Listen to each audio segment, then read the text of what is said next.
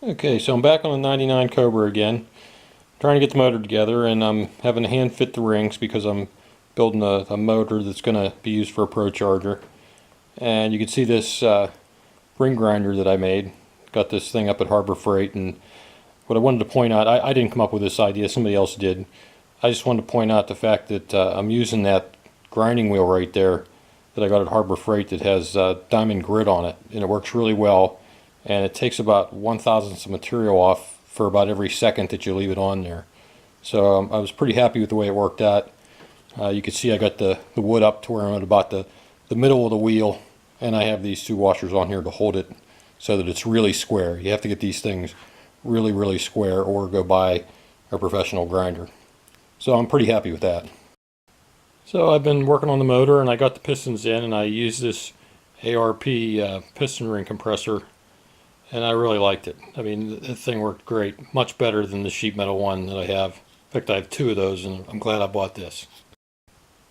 So I don't claim to be the expert on these 4.6s. I found a website, a guy named Andrew Lavender. He seemed pretty good. Seemed like he was doing good work.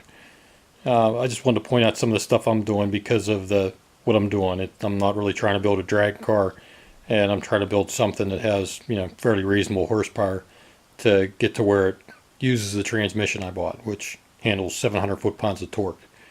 So one of the things I did was I got this balancer, and this has 8 ribs instead of 6. So that gives me the possibility of going up to an 8 rib.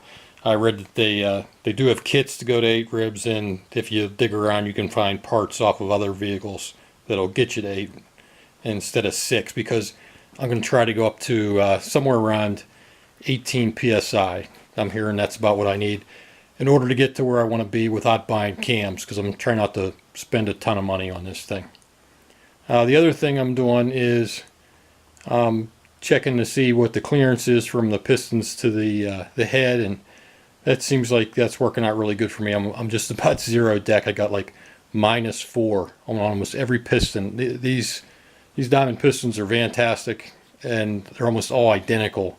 And there's some shake in the hole, and I probably should have did this before I put the rings on, but I'm just using this dowel right here on a mag base, and it's pretty reliable. I could use a better tool, I'm sure, but this is getting me by.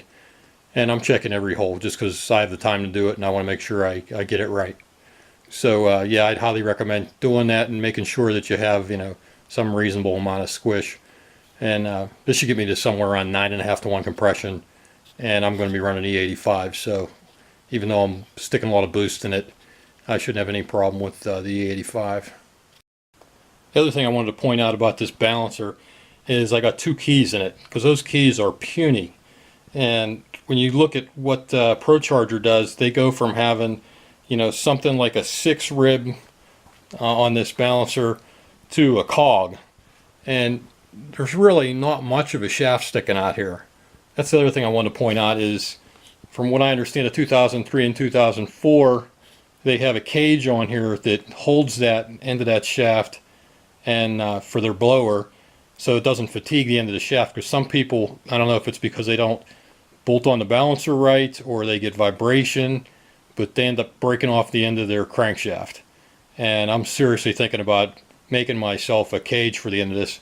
The cage actually goes into the end of the balancer and has a bearing on it, so it gives it support at the end. And I think that's a pretty important thing, depending on how much boost. I think I'm on the edge of needing it, but maybe I can do without it.